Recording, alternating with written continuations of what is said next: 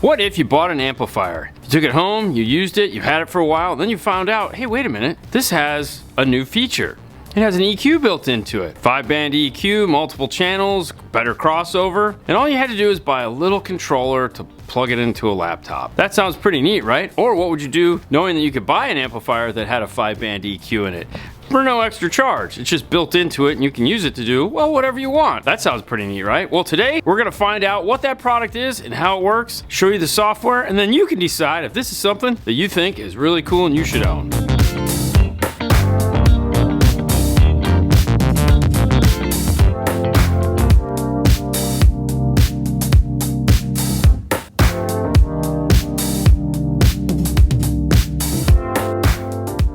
The PKAPT 1005 5-channel amplifier. We did an unboxing, we took it apart, we saw all the things it did, we dynoed it. It's a very impressive amplifier, it's 1 ohm stable, and let's take a look at it because we don't have to read the box, and it's pretty robust. It's a big, it's a nice looking amp. And when we did the review, there was a little panel here on the bottom, and we talked all about what all these dip switches did and how you can use the amplifier in different configurations that they give you right here, such as crossovers, input controls, the gains are underneath this little panel, there's a bass boost underneath here, but there was this little number 8 right there that didn't have any lines attached to it, and you were like, you know, well, it only comes as an 8, right? They didn't have anything else they could put on there. Just like there's a 4 here and it doesn't go to anything. It happens, right? These are just predetermined sizes. Well, as it turns out, we get a bonus feature with this. Today, we're gonna take a look at that bonus feature. You will need something, so if you do have one of these amplifiers, if you have a really old one, this might not work. They did send us an updated version of it, but you could probably reach out to Kicker to find out if the one that you have is compatible with this new feature. You do need to buy PKAPT. This is gonna be the little controller that's gonna plug into this. Let's take this off and I'll show you what I mean. There is 6 Phillips screws that need to be removed. This is an element tight cover, so you don't want to rock it without it. And it should be kind of hard to remove because the plastic that's on here should be stuck to the aluminum underneath it. You may need a panel tool to get it up. As you can see, it has all this rubber here on the back of it. With that removed, we can take a closer look inside. These little guys right here are the dip switches to control this amplifier. Number 8, if we flick it up, which I use a pick tool to do, that activates a whole nother animal inside of this. The PKAPT is the app interface for this amplifier. This flat area here needs to go against this flat area. This notch needs to be on the inside. It is going to set right in, and it should easily push down and set just like this inside of the amplifier. It does have a USB-C on the end, and there is not a USB-C in this box. The amplifier does need to be powered up in order for this to work. This isn't going to power up the EQ inside of it, so you have to make sure the amplifier is connected to a power source. Also, you're going to have to flip it over if you do have it mounted because this is the bottom of the amplifier. So when it powers up, you'll notice there's a little blue light right here indicating that this is connected to a laptop. You don't have to be looking at the side of the amplifier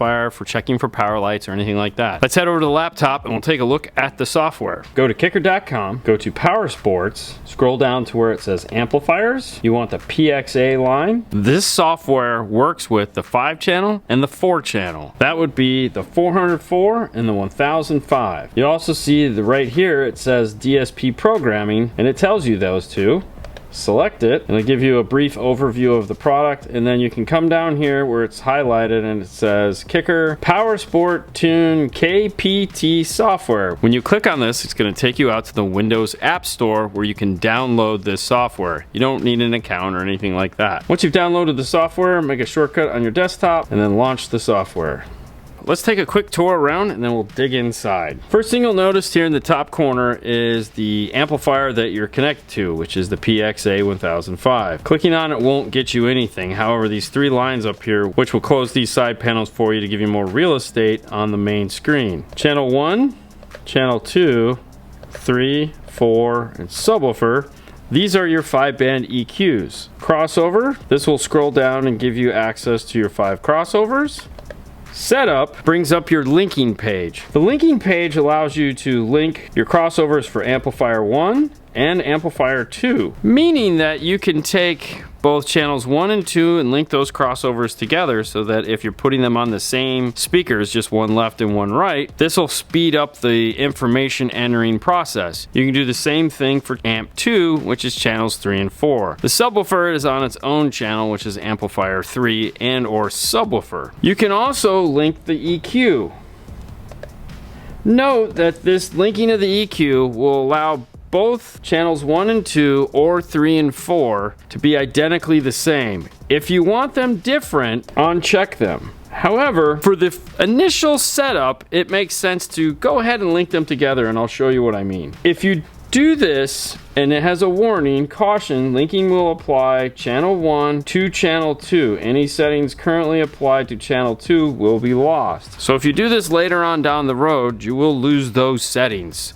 But for right now, let's leave them both linked, and I'll explain my madness here in a second. After setup, we have settings. Coming over here, it says theme. You have a light theme, and you have the dark theme. And then you have your app information, report a bug, version number, and the build date. Now the only other setting we have is if we click File, we can select Open, Save, and Exit. Let's start with crossovers. Across the center here, it says channel 1 through subwoofer, and then you click it and it says all channels. It really doesn't do anything you can see as of yet. We're gonna set this up to power a set of tweeters, a set of mid bass, and a subwoofer. A standard front stage. We'll choose our frequency, in this case 3200. We can choose between Butterworth, 12 or 24, or Linkwitz, the same.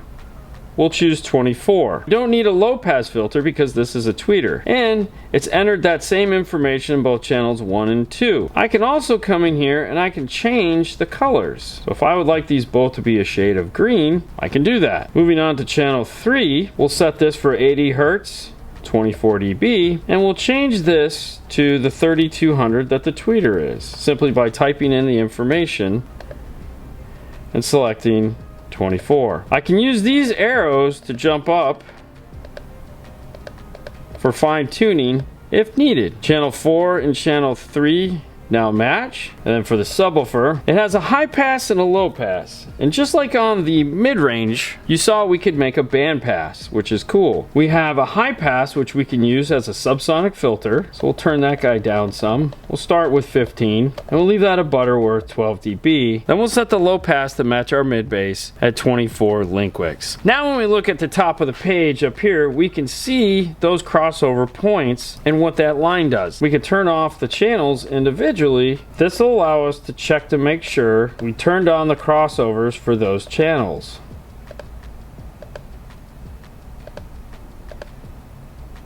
Finally, subwoofer. With the crossover set up, let's choose channel 1. This has 5 predetermined EQ points. As we can see, our tweeters start at about 2K and go up to 20,000. So really the only band in this that might actually do something are these two. This is something that you're probably going to want to adjust right off the get-go. Let's reset these EQ points so they match more with like a 1/3 octave EQ. We'll start over here at the 12,000. I'm going to make it 10. And this, one of the big problems I run into is 8,000, 6,300.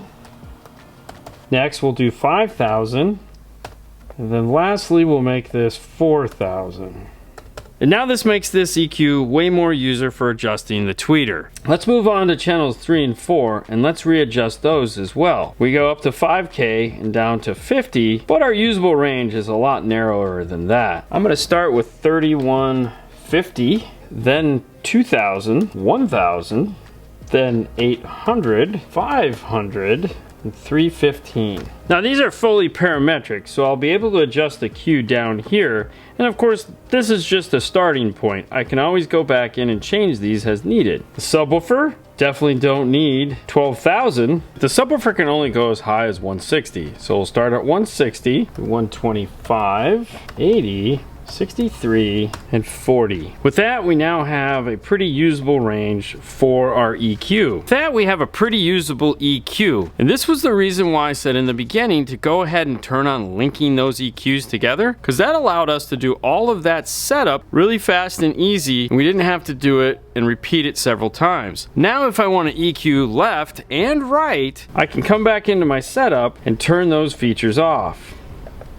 Go back to channel 1. And now channel 1 and channel 2 can be EQ'd independently. So we'll make some adjustments to channel 1. And that gives us this. Click on channel 2. We'll make some adjustments. And we can go back now and we can look at both channels 1 and 2 overlaid on top of one another right here. And that'll give us an idea of what is happening. The one thing you have to remember is this just does crossover and equalization. Level control is still done here as a set. So you're going to turn this up and down. So you may need to remove some energy from the tweeter in this area as a whole, meaning just come in here and let's start with this as -1. We'll turn this down to -6. This will go up to -1.5. This will come down to -1. Now we've removed some of that energy out of the channel by doing it into the EQ. Now before we move on to channels 3 and 4, let's click save. We'll call this PKAPT demo. Now we'll go down to channel 3. With that adjustment made, we can now look at channels 1, channels 2, 3, and 4 and get an idea of what we've done there. Last is the subwoofer. Now, I'm a big fan of adding some bass boost to it, and even though the amplifier here has a 6 dB boost, I'm going to add my own. I'm going to widen my Q out. I'm going to take this up to 45 Hertz. Now, I may have some goofy stuff going on here, which we'll deal with that. And for the most part, let's say we're happy with the way the sub works. And we'll turn all that on. And the first thing we want to do now is come up the file and select save again. Yes. So looking at this, we can see our crossovers are all set, our equalization is done, and now we've taken this otherwise unassuming 5-channel amplifier and we've done some equalization to it to make the overall sound 100% better. The last step is going to be adjusting the gains here. The first gain is amplifier 1, which is going to be those tweeters, then the mid-range, which is gain 2, and last the subwoofer. Now, these do not correspond to the display on the screen, so as we turn these up, you can see it is not affecting the screen. And if I were to turn on the 6 dB bass boost here, it would not affect the screen either. Don't do it with this on, by the way. Make sure that this is turned off before you turn on dip switch 8 or dip switch 7. When you're done, select save again, and then select exit. Turn your car off so that the blue light goes out, and then carefully remove your PKAPT adapter.